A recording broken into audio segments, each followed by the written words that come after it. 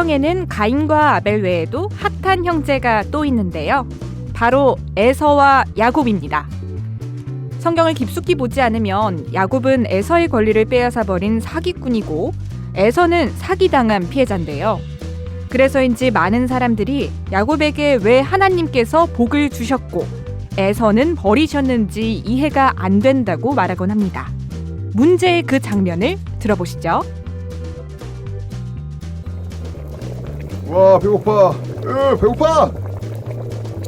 와, 완전 배고픈데 이 맛있는 냄새 뭐야? 형 왔어? 야, 이 냄새 뭐야? 이거 내가 먹으려고 팥죽 좀 끓였지. 야, 같이 좀 먹자. 그럼 내가 이 팥죽 다 줄 테니까 형 장자로서 하나님께 받을 유산 포기하고 내가 받게 해줘. 그럼 이 팥죽 다 줄게. 뭐라는 거야? 지금 배고파 죽겠는데 그깟게 중요해?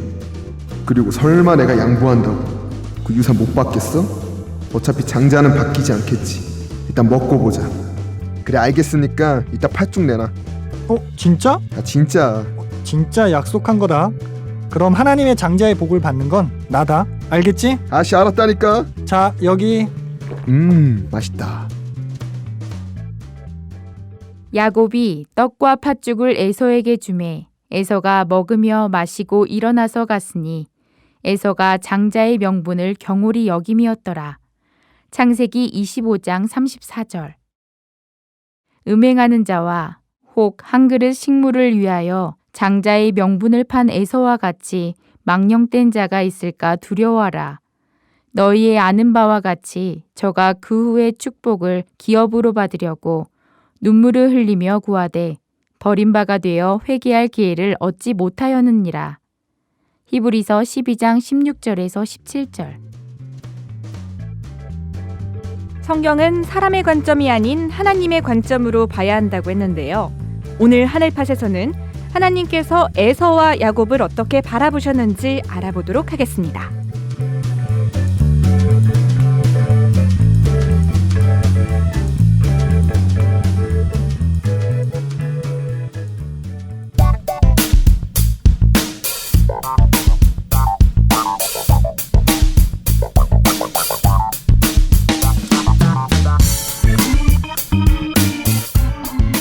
네, 안녕하세요. 하늘팟 청취자 여러분, 반갑습니다. 하늘팟의 말씀감별사 장금입니다. 그리고 제 옆에는요, 누구시죠?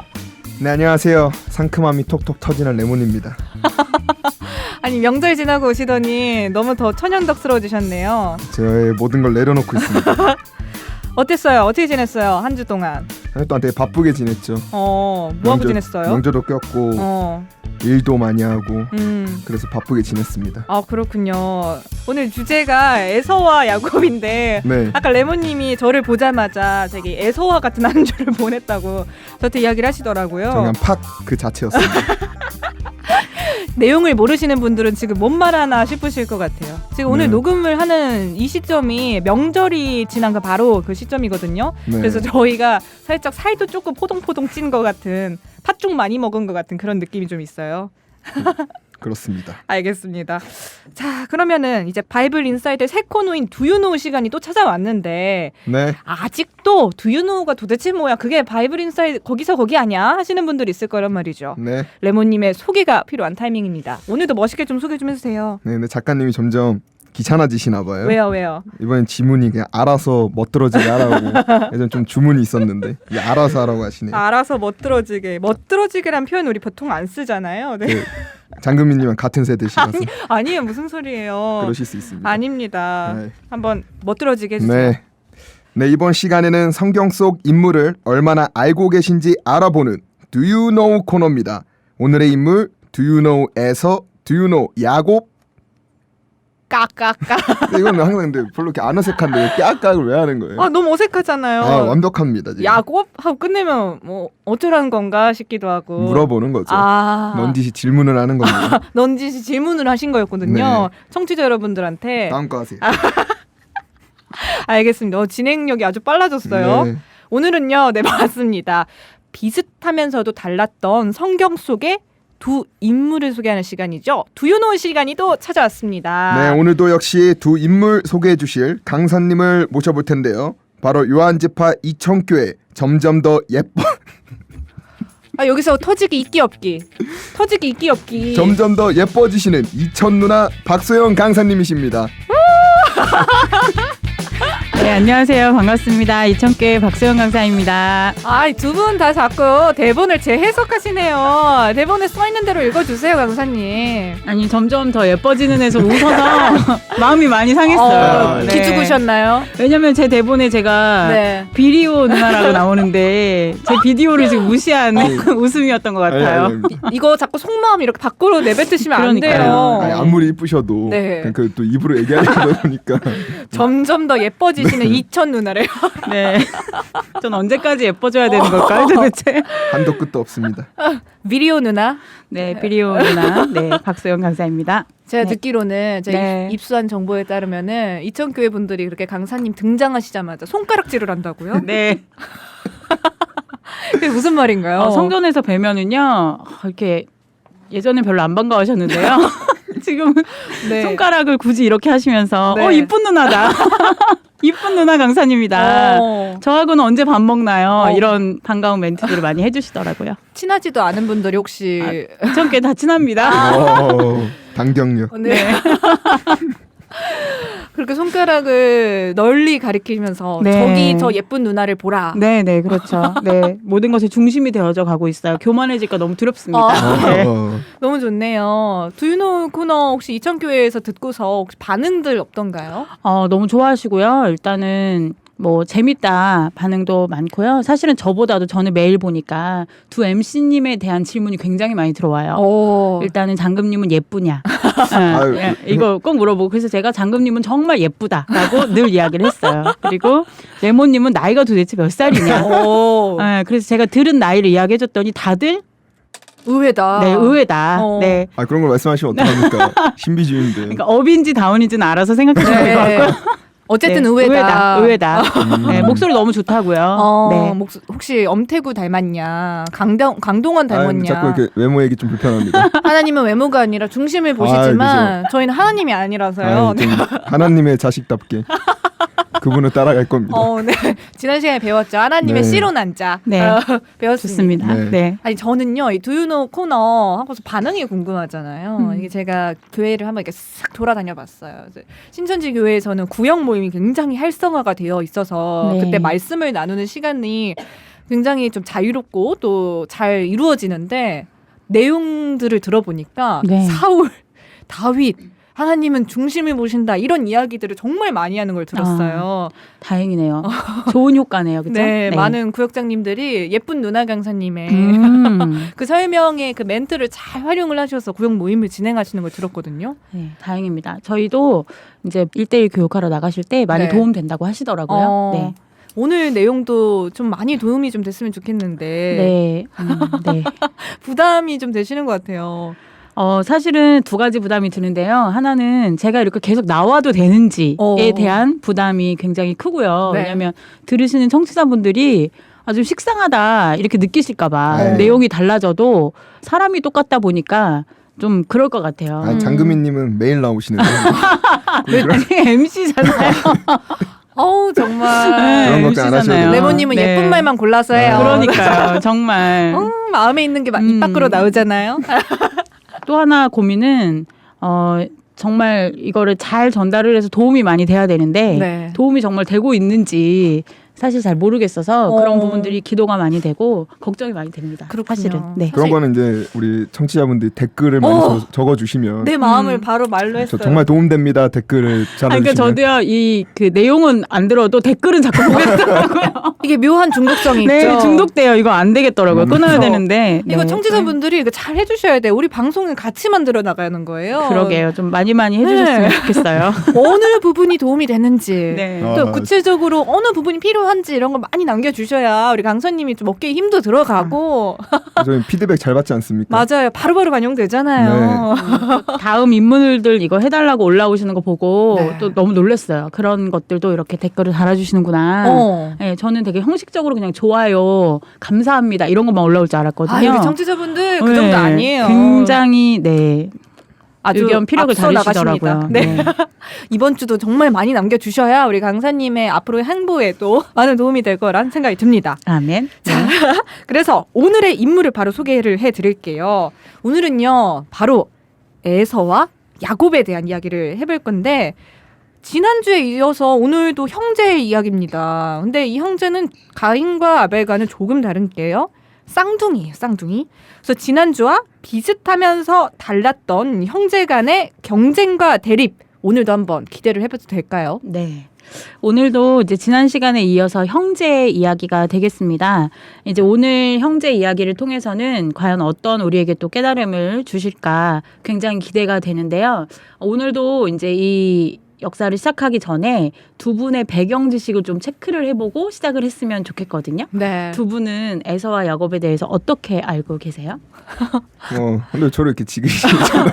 장금희님도 계시는데 굳이 저렇게 지그시. 제 눈에서 너무 이렇게 하트가 나가죠. 네. 네, 저는 그 야곱은 그 목적한 바가 있으면 무조건 성취를 한다. 그렇게 저는 처음에 들었어요. 목적형 인간. 네. 그리고 에서는요? 에서는 그냥 뭐 별로 생각 없는 사람. 생각 없는 사람. 네. 본능적인 사람. 본능적인 사람. 네. 저 같은 경우는 야곱에 대해서는 사실 뭐 이야기가 전해지는 게 많잖아요. 그리고 위인처럼 좀 느껴지는 부분도 있었던 것 같고요. 근데 네. 인간적으로 제가 성경을 다시 읽어봤을 때 느꼈던 거는 야비한 사람은 아니었을까? 근데 왜 이 사람이 복을 받았을까? 의문이 들었던 것도 같고요. 네. 에서는 그에 비해서 살짝 이런 표현해도 될지 모르겠지만 좀 덜 떨어지는 건 아닌가. 안 좋은 표현 같았어요. 너무 네. 지난주 나쁜 놈, 좋은 놈에 이어서 덜 떨어진 네. 고급지지 못했나요? 네. 점점 들통이 나는 겁니다. 솔직한 표현으로 그랬어요. 좀 멍청한 건 아닌가 이런 생각이. 그렇게 느껴질 수 있을 것 같아요. 네. 이게 저의 배경 감정, 배경 감정입니다. 오늘 또 걱정돼요. 저 또 과몰입할까봐. 네. 과몰입 오늘, 증후군이 있거든요. 네, 오늘은 이제 형제간의 이 대립이 좀 볼만하거든요. 네, 서사도 좀 있고요. 또 그 결과도 이제 극명하게 나누어지기 때문에 좀 저희 과몰입해서 해봐도 괜찮을 것 같아요. 네. 근데 이제 저희가 레모님 하고 제가 둘째였나요? 네, 그죠? 맞습니다. 그리고 우리 장금님이 첫째였기 때문에 장자죠. 네, 오늘도 둘째가 이기는 네, 싸움이 되겠습니다. 네. 그렇죠. 굉장히 마음에 안 들어요. 네, 아주 주제 전성이 좋았던 것 같아요. 네, 뭔가 지고 들어가는 느낌인데 네, 둘째들에게 힘을. 너무 좋아요. 전국의 첫째들이여 일어나라. 알겠습니다. 그러면은 오늘도 준비된 순서가 있어요. 네. 말 안 해도 아시죠? 네, 네. 오늘 또 프로필을 또 레몬님께서 멋지게 준비해 주셨다고 합니다. 에서와 야곱의 출생 이야기 하기 전에 이들이 누구인지 그 프로필을 한번 멋지게 또 소개해 주시죠. 네.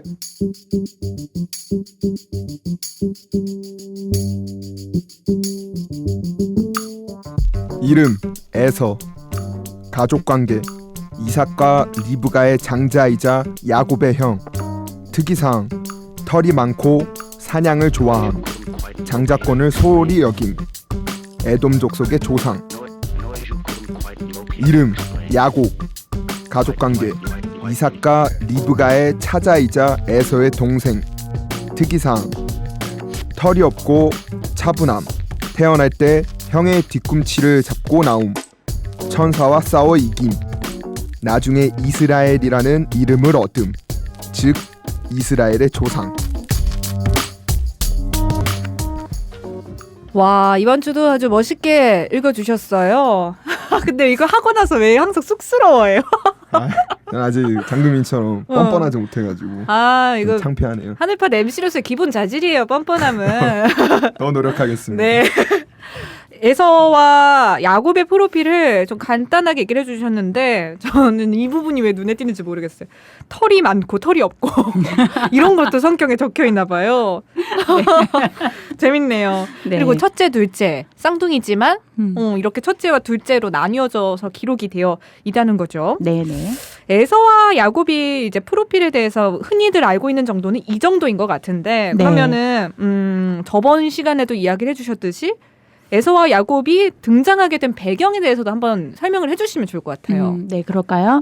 이 에서와 야곱은 창세기에 등장하는 인물이에요. 그러면 이제 창세기부터 시작을 해서 한번 인물을 간단하게만 좀 짚어보자면 네. 먼저 하나님께 처음으로 택함받았던 아담으로부터 시작된 이제 모든 족보의 시작이죠. 그 아담으로부터 시작된 아담의 9대손이 우리가 잘 아는 노아거든요. 네. 노아. 그래서 노아의 방주 이야기도 잘 알고 계실 거고요. 그 노아의 10대손이 또 우리가 잘 알고 있는 아브라함입니다. 그런데 이제 아담과 노아 하면 우리가 굉장히 옛날 인물이잖아요. 꼭 그렇죠. 마치 설화 속이나 신화 속에 나오는 인물 같은데 좀 아브라함부터는 좀 현실적인 그런 이야기들이 많이 나오게 되고 또 직접 하나님과 언약하고 하나님께서 그 사람들과 동행하시면서 언약을 이어가시는 이야기들이 많이 나오기 때문에 아브라함부터는 조금 우리가 친숙한 인물이지 않을까라는 생각이 들어져요. 네. 그래서 이제 이 아브라함이 하나님께 명령을 받고 자기 본토 고향 아비집을 떠나서 하나님이 명하신 땅으로 가게 될 때 창세기 12장에 하나님께서 이 아브라함에게 약속하신 것이 하나 있었어요. 그 당시 아브라함은 75세의 나이였지만 사실 대를 이을 아들이 없었거든요. 근데 그랬던 아브라함에게 하나님께서 자식 그리고 많은 민족을 약속하시면서 네. 하나님이 지시한 약속대로 이행할 것을 요구하시고 명령하시는 내용이 나옵니다. 그런데 이제 아브라함에게는 사실 아들이 없었기 때문에 하나님께서 그 내려주신 그 명령과 약속 하나 믿고 하나님이 가라 하는 움직임대로 그 약속을 따라가게 되거든요. 그 노정 가운데 100세에 얻게 된 아들이 바로 오늘 주인공의 아버지가 되는 이삭이 되겠고요. 네. 그리고 이제 그 이삭의 아들이 되는 에서와 야곱이 되어지겠습니다. 사실은 아브라함 이야기도 할 게 많고요. 이삭 이야기도 사실은 할 게 굉장히 많거든요. 창세기에 굉장히 많은 부분을 이야기하고 있는데 네. 오늘은 이제 대비되는 인물의 이야기를 해야 되기 때문에 그 이삭의 아들인 에서와 야곱에 관한 이야기를 좀 한번 해보도록 하겠습니다. 말씀을 듣다 보니까 네.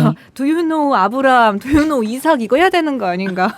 제가 또 실언을 했군요. 원하시는 것 같았어요. 아닙니다. 마음을 읽은 거 아닌가요? 또 그 정도로 지금 아담부터 에서와 야곱이 등장하기까지 배경을 쭉 한번 훑어서 이야기를 해주셨어요. 네. 이들도 형제입니다. 그래서 근데 출생 스토리를 조금 들어보면 좋을 것 같은 게 네. 형제는 형제인데 쌍둥이 형제예요. 네, 그리고 맞아요. 운명이 아주 달랐던. 네, 맞습니다. 이 에서와 야곱은 창세기 이제 25장에 출연을 하게 되는 인물인데요.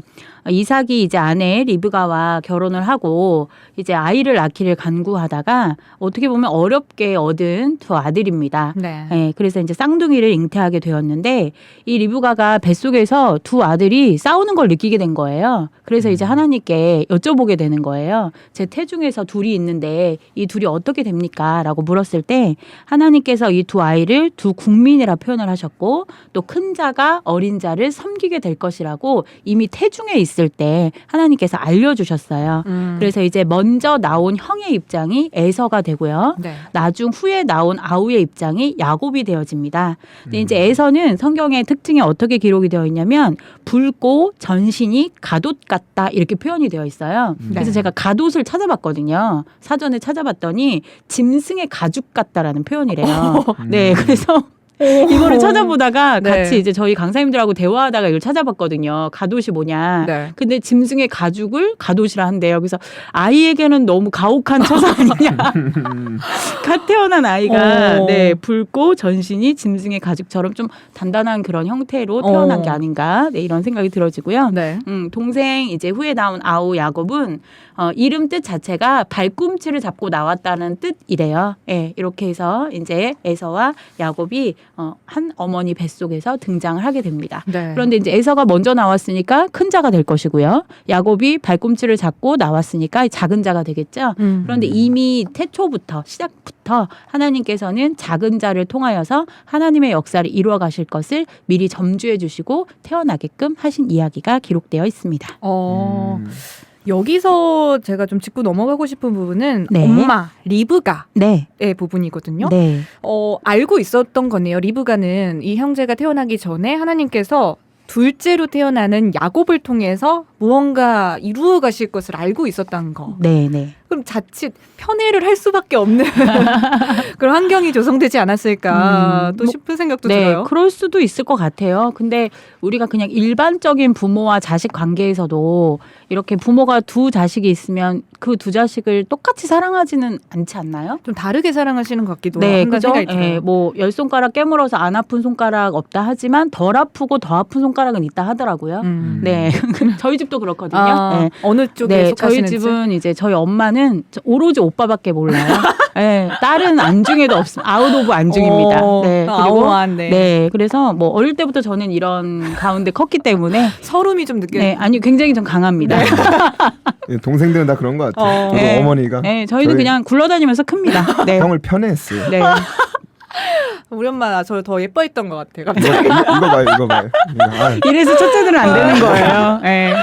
아, 그렇군요. 네, 그런데 기하게 이제 네. 이 두 사람의 어떤 그 성장하고 나서의 그 모습을 보면은요, 둘이 이제 모습도 조금 다르지만 네. 성장한 그 모습도 좀 다르거든요. 오. 결과적으로 보자면 이제 에서는 자라서 익숙한 사냥꾼이 돼서 이제 들사람이 돼서 이제 짐승을 사냥하러 다녔고요. 네. 야곱은 이제 종용한 사람으로 장막에 거했다 이런 표현이 나와요. 그래서 제가 종용하다는 거를 또 찾아봤거든요. 네, 저는 국어 사전을 엄청 좋아해요. 네, 그래서 찾아봤더니 네. 어떤 표현이라고 나오냐면 차분하고 들뜨지 않고 찬찬하다. 이런 표현으로 나오더라고요. 그러니까 이제 둘이 성격 자체가 완전히 다르죠. 에서는 밖으로 나가서 활동적인 일을 하는 사람이고 네. 야곱은 아주 조용하고 차분하게 집에서 거했으니까 아마 엄마 옆에는 야곱이 붙어 있을 수밖에 없었을 것 같고요. 그러네요. 에서는 나가서 사냥해온 것으로 아버지를 기쁘게 하는 일을 담당하지 않았을까 싶어요. 그래서 이제 에서는 아버지 이삭이 사랑했고 그리고 야곱은 어머니 리브가가 사랑했다는 것으로 정리가 되어 있습니다. 에서는 약간 상남자 스타일이네요. 그런 것 같아요. 짐승남. 일단 피부가 가옷 같잖아요. 그렇죠? 진짜 짐승남이네. 짐승이 진짜 말 그대로 짐승남이네요. 네. 들사람이라는 것까지 표현이 너무 네, 네. 적나라한 표현 같아요. 네, 네. 들사람이었다. 네, 들사람. 그리고 야곱은 그 아이 반대 되게 종용한 사람. 네, 조용했다는 사람. 거잖아요. 네, 그렇죠. 조곤조곤. 아주 성향부터가 달랐던 것 같아요. 네, 아마 야곱은 약간 딸 같은 아들이었나 봐요. 엄마가 그죠? 더 예뻐할 만도 네, 예뻐할 했겠어요. 만한. 네. 그렇게 하면서 자연스럽게 야곱은 엄마랑 더 붙어있는 시간도 많아졌을 것 같고 네. 엄마는 사실 알았잖아요. 하나님이 야곱을 택할 것이란 것을. 그래서 더 야곱과 많은 소통이 있지 않았을까. 이거는 그냥 저희 추측. 뭐 그럴 수도 있고 더 많은 기대도 했을 것 같기도 해요. 네, 기대도 하고 또 이렇게 이 아이를 어떻게 키워야 될 것인가 뭐 이런 부분들도 고민이 많지 않았을까 싶습니다. 그렇겠네요. 그리고 아버지는 반면 당연히 사냥 잘하고 당시가 시대가 밖에서 사냥해 와서 먹어야 되는 또 시대였잖아요. 네. 뭐 그러다 보니까 에서가 더 예쁘고 당연히 에서를 더 믿음직스럽게 생각했을 것도 맞을 것 같아요. 네, 맞아요. 그리고 이제 그때 당시 뭐 지금도 우리나라도 사실 그런 부분이 없지 않아 있지만 큰 아들이 최고잖아요. 맞아요. 딸보다는 아들이 최고고 서름이 그렇죠. 아니요, 느껴지는데 괜찮습니다. 저는 강합니다. 네. 맞아요. 막내들은 네. 강해요. 강해요. 저희는 아무데나 던져놔도 살아남을 수 맞아요. 있습니다. 네. 네. 네. 근데 그 아들 중에서도 큰 아들이니까요. 아버지 입장에서는 뭐 집안도 물려줘야 되고 가족도 이가 책임을 져야 되는데 그 아들이 또 아주 용맹하게 사냥도 잘하고 들사람이 되었으니까 더 마음에 들지 않았을까 싶습니다. 네. 저희 엄마 아빠가 이런 얘기 저한테도 하시거든요. 제가 첫째다 보니까 너는 집안의 기둥이다. 이런 이야기를 어렸을 때부터 좀 했어요. 엄청 부담스러우실 것 같아요. 사실 부담스러울 때도 그쵸. 많았어요. 네. 근데 동생 같은 경우는 똑같은 실수를 해도 엄마 아빠가 조금 더 많이 관용을 해주시고 더 사랑해 주신다 이런 느낌이 들었거든요. 맞아요. 왜냐하면 저희는 집안의 책임자가 아니기 때문에 네. 저희 마음대로 해도 됩니다. 재롱둥이 네, 이런 그냥, 느낌. 네. 포기예요, 포기. 알아서 해라. 이게 또 나는 큰 놈만 보고 살겠다. 너무 이제 속의 이야기가 자주 나오네요. 근데 이게 부모의 입장에서도 첫째와 둘째가 쌍둥이임에도 기대치가 좀 다르고 좀 원하는 바가 좀 다른 것도 같은데 네. 제가 느낄 때는 에서와 야곱에게도 부모 입장에서도 그런 식의 기대가 있지 않았을까? 또 싶기도 하더라고요. 네, 맞아요. 그럴 것 같아요. 그래서 이제 저 같으면 그랬을 것 같거든요. 에서가 큰 아들이고 또 들사람이 되었고 또 앞으로 점점 이 가족의 모든 책임을 큰 아들이 져야 된다면 사실 모든 면에서 온전하고 바르기를 원하잖아요. 네. 그러니까 더 훈육도 많이 했을 것 같고 더 많이 가르쳤을 것 같고 또 이때는 그냥 이 집안의 문화뿐만 아니라 하나님과 연결되어 있기 때문에 하나님을 향한 신앙의 모습도 이 장자를 더 많이 만들어가려고 애쓰지 않았을까 싶어요. 음. 그런데 결과적으로는 사실 이 집안은 장자보다는 차자였던 야곱이 훨씬 더 하나님의 마음에 드는 결론이 나게 되죠. 방금 아주 중요한 얘기를 네. 해주셨습니다. 결론에 대해서 이야기를 해주셨는데요. 에서와 야곱의 갈등이 생기죠. 그 네. 갈등의 서막 어떻게 되나요? 이제 한날은요, 에서는 다른 날과 동일하게 이제 밖에 나가서 사냥을 하고 돌아왔고요. 또 야곱도 다른 날과 동일하게 이제 집안에서 음식을 만들면서 있었어요. 그런데 이제 들에서 돌아온 에서가 성경에는 어떻게 표현이 되어 있냐면 심히 곤비하였다 이렇게 표현이 되어 있거든요. 그러니까 아마 들에서 사냥을 하고 오니까 굉장히 배가 고팠나 봐요. 네. 그런데 이제 그때 마침 야곱이 뭘 만들고 있었냐면 떡과 팥죽을 만들고 있었어요. 근데 그 냄새가 너무너무 좋았던 거죠. 그러니까 우리도 배가 고플 때는 어떤 음식이든 냄새를 맡으면 그걸 먹고 싶어 하잖아요. 그죠? 맞아요. 그러니까 에서의 입장도 그랬던 것 같아요. 네. 힘들게 막 하고 돌아왔는데 팥죽이 끓여지고 있었고 그 냄새가 너무 좋아서 야곱에게 이제 그 팥죽을 달라고 하는 거죠. 네. 그런데 이제 우리 같으면 형이 달라고 하면 어떻게 주실 것 같아요? 바로 줘야죠. 그냥 줄 것 같아요, 그죠? 먹기 싫으면 맞기 줘야지. 싫으니까요. 네, 저도 그게 딱 특화되어 있거든요. 네, 저 그럼 바로 줍니다. 네. 뭐 이렇게. 어록고치 사유도 네, 그럼요. 내가 다시 끓여 먹는 한이 있어도 주는 거죠. 그런데 야곱은 조금 달랐어요. 야곱은 이 형이 심히 곤비하였다라고 표현되어 있으니까 진짜 굉장히 땀도 많이 흘리고 힘들었을 거라는 거죠. 그런데 거기에 하나의 조건을 붙이거든요. 뭐라고 하냐면 이 팥죽을 내가 주게 되면 형이 장자로서 갖고 있는 하나님께 받는 그 장자의 명분을 나에게 달라라고 요구를 합니다. 네. 우리 같으면 뭐 한 1,000원만 줘, 뭐 10,000원만 줘 이렇게 할 것 같은데요. 야곱은 굉장히 큰 딜을 걸었어요. 네. 근데 사실 여기서 팥죽 얘기 들으니까 저는 네. 오늘날로 이렇게 비추어서 봤을 때 저에게 와닿는 예시는 라면. 되게 라면 냄새 이런 거 진짜 힘들잖아요. 네. 제가 상상을 해봤을 때 운동을 열심히 하고 왔어요. 그래서 땀 흘리고 배가 고픈데 동생이 라면을 혼자 막 끓여 먹고 있는 거예요. 그러면은 한 입만 줘 할 법하단 거죠. 네. 근데 그 상황에서 동생이 뭔가 조건을 내거는 네. 거죠. 언니 이거 해주면 내가 라면 한 숟갈 줄 거야. 이렇게 얘기를 하면 솔직히 안 넘어갈 사람 있을까? 줄 것 같아요. 그런 네. 생각이 또 드는 거예요. 애서한테 좀 공감이 되더라고요. 네, 착한 언니네요. 안 때리고. 네. 에서는 좋나요? 그죠? 에서는 에서는- 좋나요? 그러니까요. 그래서 이제 에서가 이제 그 요구를 받았을 때 사실 이것이 어떤 물리적인 돈이라든지 뭐 예를 들어 뭐 쓰던 뭐 옷을 달라고 한다든지 이런 거라면 사실 바꿀만 하죠. 얼마든지. 네. 그런데 야곱이 요구했던 것은 그런 물리적인 물질적인 게 아니었고요. 고유적으로 장자에게만 허락되었던 하나님의 영육간의 축복이거든요. 네. 여기에서 이제 장자의 명분이라는 걸 뭔지 좀 잠깐 설명을 좀 드리자면요. 하나님께서 택하신 선민 가운데 큰 아들에게만 주는 하나님의 축복권을 이야기해요. 그래서 영적으로나 육적으로나 모든 복을 그 아들에게 내어주는 거거든요. 그런데 이 부분을 지금 야곱은 요구를 했고 네. 그다음에 에서는 그거를 너무나 아낌없이 창세기 25장 32절에 보면 어떤 표현이 나오냐면요. 에서가 하는 말이에요.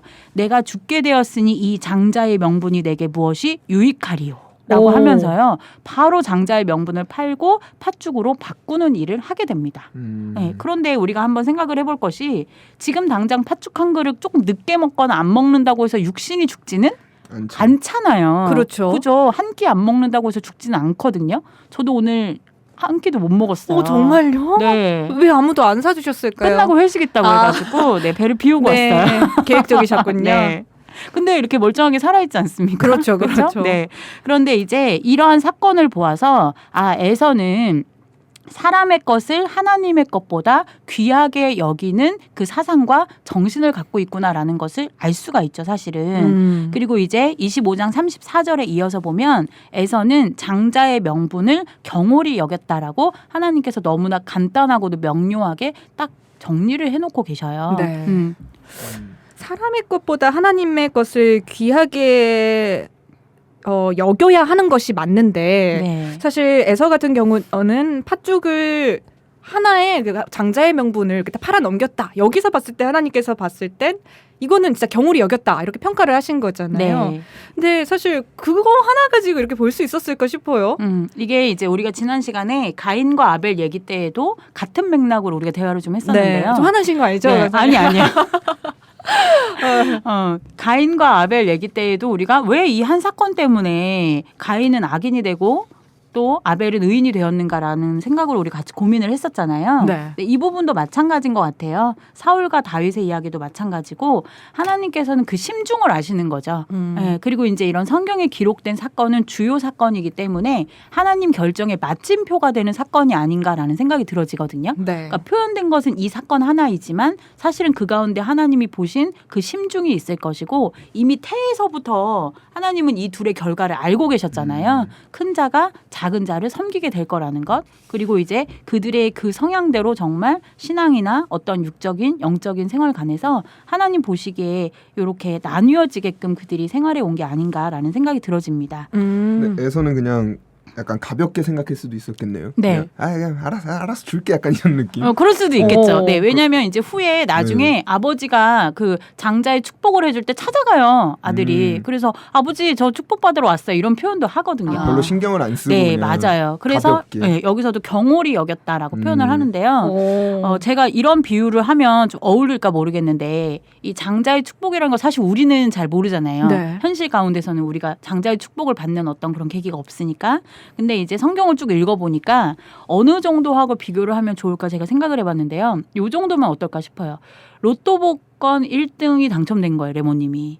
굉장히 큰 액수. 부러워. 한 100억쯤 된 거예요. 이제 저 길 건너서 은행 가면 내 거 되는 거거든요. 네. 근데 지금 너무 배가 고픈데 편의점 앞을 지나가고 있었던 거예요. 그런데 편의점에 들어가서 라면 하나 먹으려고 했는데 돈이 없는 거죠. 로또 복권 영수증밖에 없는 거예요. 네. 그런데 내가 로또 복권 탈 사람이니까 라면 하나 줘 그래도 주겠어요? 안 주겠죠. 그쵸? 그래서 편의점 직원에게 로또 복권을 주고 컵라면을 하나 산 것 같은 그런 비유? 참 순수한 친구 같네요. 멍청하네요. 순수해요, 멍청하디 멍청할 순수해요. 수 없네. 순수한 거예요. 순수라는 이름으로 커버하기엔 좀. 돈에 욕심이 없는 거예요. 네. 에서 아주 자기도 모르게 아주 큰 실수를 저지른 것 같습니다. 그래서 이제 히브리서에 보면요. 이 사건에 대해서 어떻게 표현을 하시냐면 한 그릇의 식물 때문에 장자의 명분을 팔았다라고 하시면서 그와 같이 망령된 자가 있을까 두려워하라라고 경계하시거든요. 그래서 제가 또 망령되다는 걸 또 정확히 사절을 또 찾아봤거든요. 네. 근데 우리는 이제 사전 좋아하시네요. 네, 엄청 좋아합니다. 저 앞으로 사전 누나라고 불러주세요. 이쁜 누나는 이제 좀 그런 것 같아요. 네, 사전 누나. 사전을 찾아보니까 우리는 이제 망령됐다 하면 뭐 귀신 들렸다? 약간 이런 식의 생각이 들잖아요. 근데 사전에서 보니까요. 정신이 온전하지 못하다래요. 네, 그러니까 순수한 청년이 아닌 거예요. 정신이 온전하지 못한 거죠. 이런 정신이 온전하지 네. 못한 청년 같으니라고 레몬. 그렇죠. 네, 지사님. 네. 정신이 온전치 못하네요. 망령되네요. 네. 그래서 아주 너무 큰 것을 네. 아주 작은 이익, 그것도 아주 눈앞에 조금만 참으면 해결할 수 있는 아주 작은 이익을 위해서 바꾼 그런 행위가 되겠고요. 네. 가장 큰 복은 사실은 하나님이 주시는 복이잖아요. 왜냐하면 하나님은 영육을 다 보존하시는 분이니까. 네. 그런데 그렇게 하나님이 주시는 복을 세상에 아주 작은 팥죽 한 통도 아니에요. 한 냄비도 아니죠. 네. 한 그릇에 바꾸게 되는 그런 유익을 위해서 벌인 그러한 일이 되어지겠습니다. 그 오늘의 교훈은 정신 차리고 살아나야 된다. 네, 무엇이 더 중요한가를 아. 알아야 된다 이 말이죠. 네. 이게 사실 팥죽 이야기하니까 남의 얘기처럼 들릴 수 있는데 좀 대입해서 좀 생각을 해보자면 네. 하나님의 말씀, 하나님이 주시고자 하는 복은 지금 당장 눈앞에 떨어지는 복은 아닌 거잖아요. 그렇죠. 장자의 복 같은 것도 장래, 미래에 언젠가 나에게 올 복이다 보니까 네. 사실 눈앞에 있는 복을 잡기가 쉬운 게 우리예요. 사람은 맞아요. 너무 네. 연약하잖아요. 맞습니다. 그쵸. 네. 저 예를 들어 무슨 고액 알바 아니면은 뭐 친구들과의 재밌는 시간 뭐 요 정도가 저에게는 유혹거리가 될 것 같은데 네. 이거랑 하나님이 주시고자 하는 복 중에서 골라라 했을 때 솔직히 그냥 이거 하나 하고 나중에 복 받지 뭐 이런 생각하기 너무 쉬울 것 같거든요. 네. 그래서 에서가 사실 어느 정도 공감이 되기도 하고 야곱이 정말 얄밉기도 한 오늘도 저희는 좀 약한 편에 그러니까요. 공감이 되어지고 악한 편에 공감이 되어지니 우리도 어쩔 수 없는 사람인가 봐요. 되게 순수한 친구 같은데. 그냥 되게 1차원적인 그냥 저희는 언제쯤 하나님의 시각으로 성경을 보게 될까요? 이거 참 어려운 것 친구. 역시 같아요. 하늘과 땅 차이. 그니까요. 근데 에서가요, 사실 이 팥죽뿐만이 아니라 되게 유혹 요소가 되게 많았고, 그 유혹에 항상 좀 잘 넘어갔던 것 같아요. 그 맞아요. 중에 하나가 또 결혼. 네, 맞습니다. 그래서 이제 창세기 25장에 이렇게 해서 이제 장자의 명분을 어떻게 보면 팥죽 한 그릇에 팔아버린 계기가 되어버렸죠. 네. 에서는 그것을 중요하게 여기지 않았을지 모르겠지만 그날 그 시의 한 말을 야곱도 들었고 하나님이 들으셨다라는 거죠. 그게 중요한 것 같아요. 에서의 마음이 어떠했는지 보다도 그 이야기를 하나님이 들으셨고 하나님이 너는 장자의 명분을 경홀히 여겼다라고 기록하실 정도라면 네. 이미 하나님 마음엔 그게 박히셨다는 얘기겠죠. 그리고 이제 이어서 창세기 26장에 가서 보면은 이제 에서가 결혼을 하게 되는데요. 이삭과 리브가가 부모잖아요. 그 부모의 마음이 몹시 근심이 되는 결혼을 하게 됐어요. 어떤 결혼을 하게 되었냐면 이방의 헷 족속의 여인과 결혼을 하게 되므로 왜 이방 여인과 결혼을 하는가 해서 그 마음을 근심케 하는 그런 역사가 또 있게 됩니다. 아, 하나님께서는 같은 선민 안에서 결혼을 네. 원하셨고 그렇게 해야 한다고 말씀을 하셨지만 네. 에서는 또 그 지침까지도 좀 경홀히 여겼던 거네요. 네, 그렇죠. 그래서 이제 후에 나중에 야곱은요, 이 부모의 말을 따라서 같은 민족 가운데서 또 결혼을 하게 되거든요. 그러니까 이걸로 보아도 순종과 불순종의 개념으로도 또 나누어 볼 수가 있겠죠. 그렇군요. 또 성경에 보면 잠언서에 보면 또 이런 표현들 있잖아요. 심령을 감찰하시는 하나님이시다라고 또 표현이 되어 있는데 네. 이게 너무 무서운 것 같아요. 단순히 행위 하나의 선택처럼 보일 수 있지만 하나님께서 꿰뚫어 보시다 보니까 맞아요. 하나로 한 줄로 딱 정의를 내려버리시잖아요. 맞아요. 그러면은 지금 저와 레모님의 심중은도 하나님께서 감찰해 보시고 한 줄의 정의를 내린다면 어떨까 하는 무서운 생각도 갑자기 스쳐 지나갔습니다. 네. 근데 저는 두 분은 하나님이 들어쓰시는 귀한 또 사명을 하고 계시니까요. 아, 사랑합니다. 네. 네. 하나님이 얼마나 이쁘시면 여기까지 데려다 놓으셨을까라는 아. 생각이 또 들어져요. 부족하기 때문에. 겸손 발언 알겠습니다. 장로님은 좀 겸손하지 못한 것 같아요. 겸손 좀 하셔야 될 것 같아요. 하늘 높은지 모르고 자꾸 날아다니죠. 네. 알겠습니다. 확 쳐야 돼요. 팍 쳐주고 있어요. 레오님이 이렇게 시계 만들어주고 있습니다. 자, 그렇게 해서 이제 야곱은 에서 대신 축복을 받게 되고 그 결과가 또 어떻게 되는지 그 과정이 또 궁금해지네요. 네. 그래서 이제 이어지는 창세기 27장에서는요, 이제 본격적으로 이 야곱과 에서가 축복을 받는 장면이 등장을 하게 됩니다. 네. 원래 장자의 명분이라는 것은 큰 아들에게 주는 명분이잖아요. 그렇기 때문에 그 하나님의 축복을 받는 사람은 본래는 에서로 정해져 있는 것이 맞죠. 그런데 이제 그것을 자기도 알지 못하는 가운데 경홀히 여기게 되었고 네. 그 장자권을 팔아버리게 되었잖아요. 네. 그런데 사실 아버지 이삭은 그것을 알지 못했어요. 그래서 당연히 큰 아들 에서에게 모든 축복을 주기를 원했습니다. 네. 그래서 이제 그 복을 주는 날이 된 거죠. 그래서 이제 큰 아들에게 무엇을 원하느냐? 너가 잡아온 그 짐승으로 맛있는 음식을 먹고 하나님께서 주시는 복을 다 너에게 주기를 원한다. 그러니까 이제 에서는 신났죠. 이제 자기는 자기가 제일 잘하는 사냥 해가지고 와서 아버지한테 드리면 하나님의 복을 다 받을 수 있게 된 거잖아요. 그러니까 이런 장면만 봐도요. 에서가 참 생각이 없는 것 같아요.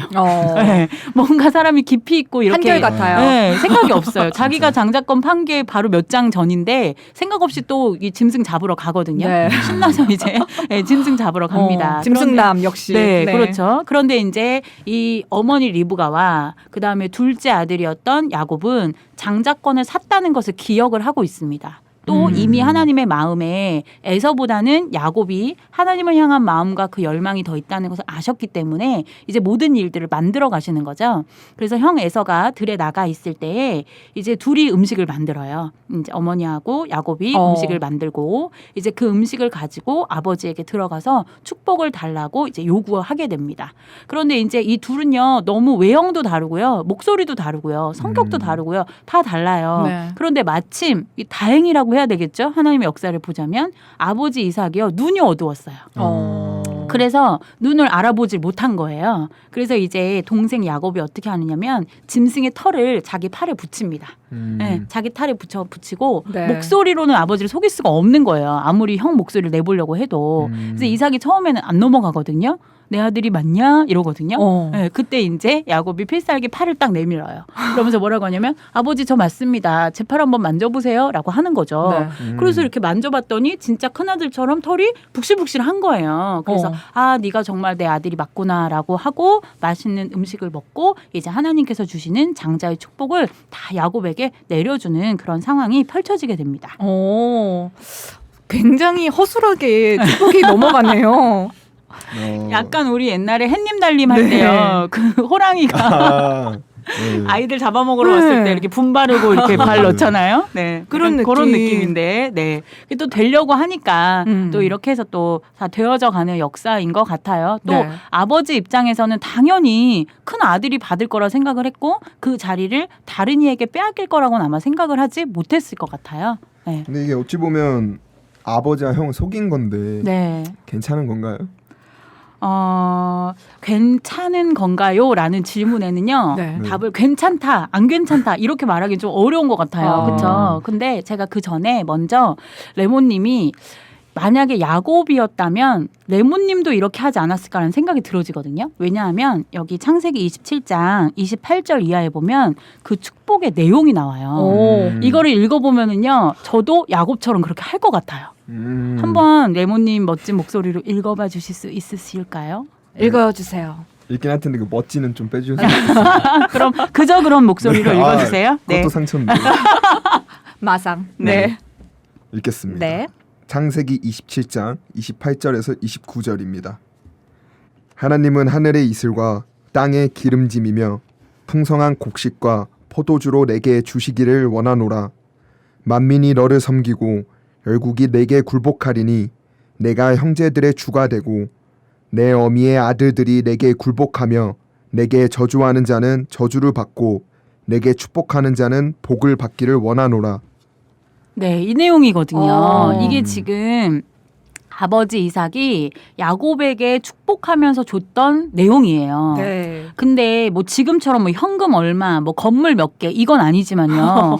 모든 영육간의 모든 것들을 보호해주고 나를 다 아우를 수 있는 모든 복이 여기 들어가 있지 않나요? 그러게요. 그렇죠. 다 주겠다 이런. 그렇죠. 그러니까 모든 걸 다 주겠다거든요. 네가 원하는 거 다 주겠다. 네, 약간 그런 맞아요. 느낌인 왜냐하면 것 같아요. 하나님께서는 만물의 주인이기 때문에 네. 그 하나님이 주시는 축복은 모든 만물을 주는 것과 다름이 없어요. 그러니까 영육간의 모든 축복을 주고자 했던 것이 이 장자의 축복이었단 말이죠. 네. 그런데 이런 복이 있음에도 불구하고 에서는 팥죽 한 그릇에 자기의 복을 차버렸고 야곱은 정말 자기가 어떻게 보면 복을 받을 수 없는 입장이잖아요. 그렇죠. 고급스러운 단어로 차자였기 때문에 네, 자기에겐 순서가 오지 않는 거거든요. 그러나 하나님이 주시는 복이 얼마나 크고 중요한지를 알았기 때문에 사실은 세상에서 볼 때는 거짓말했잖아, 사기쳤잖아 이렇게 말할 수도 있는 부분인데요. 그렇게 함에도 불구하고 하나님의 복을 얻고자 하는 열망이 컸다는 거죠. 그래서 아까 우리 레몬님이 이렇게 해도 괜찮은 겁니까? 라고 물어보셨잖아요. 그런데 뭐 괜찮지 않냐는 사실 뭐 제가 판단할 문제는 아니지만 하나님의 입장에서 이제 우리가 좀 한번 생각을 해봤으면 좋겠어요. 저희가 자꾸 이런 반문이 일어나는 이유는 누구의 입장에서 생각을 하냐면 자꾸 내 입장에서 생각하는 거예요. 저도 그래요. 사람인지라. 저도 성경을 보면서 그래 이건 좀 너무한 거 아닌가? 이렇게 하면 안 되는 거 아닌가? 이렇게 했어야 되는 거 아닌가? 라는 생각이 드는데 그것은 정말 지극히 사람의 생각이고요. 성경은 다시 한번 복습해 볼까요? 누구의 시각으로 봐야 되는 책이죠? 하나님의 네, 시각. 맞아요. 하나님의 시각으로 봐야 되는 책이 바로 성경입니다. 네. 그래서 이 장자의 명분을 경홀히 여겨서 먼저 판 것은 누구였죠? 에서였잖아요. 그죠? 함정을 판 것도 아니었어요. 스스로 함정을 팠죠. 그렇죠. 어떻게 자기 보면. 스스로가 그것을 달라 했고 야곱은 때를 잘 만났던 거고 지혜롭고 영리하게 그럼 내가 하나님의 복을 얻을 수 있는 그런 기회를 얻은 것 아니겠어요? 네. 만약에 그 시에 에서가 됐어 팥죽 내가 끓여 먹고 말지 장자의 명분은 절대 줄 수 없어라고 했다면 야곱은 이 복을 얻을 수가 없는 거였어요. 그렇잖아요. 네, 그런데 에서는 너무 아주 작은 것에 넘어가 버렸고 하나님이 주시는 그 복과 약속을 지키지 않았다는 걸 알 수 있죠. 네. 그리고 이제 야곱은 아까도 말했지만 하나님의 축복을 받을 수 없는 입장이에요. 그러나 그 마음에는 하나님께 받을 복을 엄청나게 사모하고 있었다라는 것이죠. 네, 이런 부분들. 부분들. 그래서 딱 보면은요. 에서는 그냥 우리가 잠깐 읽어본 것만 해도요. 에서는 별로 뭐 꾸밈이 없고요. 생각이 없죠. 그냥 들러다니면서 사냥하잖아요. 네. 근데 야곱은 끊임없이 어떻게 하냐면 어떻게 하면 저복을 내가 받을까 고민하고 연구하고 뭔가를 만들고 움직이거든요. 그죠? 그러면 만약에 우리도요. 누군가에게 일을 시킬 때 똑같은 값을 줘야 된다면 어떤 사람에게 일을 시키겠어요? 아무 생각 없이 돌아다니는 사람에게 돈을 주겠어요? 아니면 열심히 뭔가 그것을 얻기 위해서 노력하고 결과를 내는 사람에게 돈을 주겠어요? 노력하는 자에게 주죠. 그렇죠. 하나님의 입장도 그러한 것 같아요. 그래서 이것을 그냥 단순히 단면으로 보자면 야곱이 사기꾼이네, 사기쳤네, 형이 당했네 이렇게 생각할 수는 있겠지만 그 가운데는 보이지 않는 하나님의 복에 대한 열망과 열정이 있었다라고 보는 것이 좋을 것 같습니다. 하나님께서는 어쨌든 기회는 한 번은 주시겠네요. 그러면 누구에게요? 우리에게 우리에게. 모두에게. 누구에게나? 그렇죠. 기회는 주시는 것 그럼요. 같아요. 복은 쟁취하는 자의 것이죠. 그럼요. 멋있네요. 되게 예전 가을 동화 그런 원빈 대사 그런 거 왜 얼마면 돼? 이거 그 드라마인가요? 젠치. 장취하는 거야. 이런- 사랑은 네 그렇군요. 맞지 않는 비유였네요.